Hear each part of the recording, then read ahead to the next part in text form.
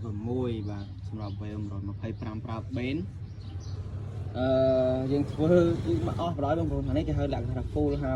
56តាំងពីយេនទៅហើយគឺយើងរៀបចំធ្វើសារថ្មីទាំងអស់បាទសមីក្បាលកន្លះហើយគឺអេមស្រែមបងប្អូនមើល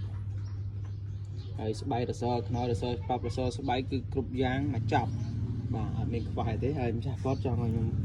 ថតដើម្បីដាក់ជាវីដេអូផុសតាំងបាទបងប្អូននេះឃើញនៅបេនទៀតបេន AI ទៀតអត់ទាន់បានយកមកដាក់លើនេះគាត់ថាម៉ូតូនេះគាត់ស្វានកតេនេះស្វានអញ្ចឹងយើងត្រូវការកែប្រែថាថ្មីដើម្បីឲ្យប្រព័ន្ធដំណើរការប្រេងវាស្មើភាពគ្នាមកវិញតែយើងស្វានមកក្បាលកន្លះខ្លាំងគឺវាមកតែក្បាលកន្លះទេប៊ីស្តុងស្ពៃហើយអញ្ចឹងអាការៈម៉ូតូនេះគឺមានបញ្ហារឿងប៊ីស្តុងដែរបាទជេននេះទៅអស់ហើយបាទអញ្ចឹងបានយើងរៀបចំធ្វើថាថ្មីគឺមូលហេតុគឺដោយសារកន្លែងនេះបាទ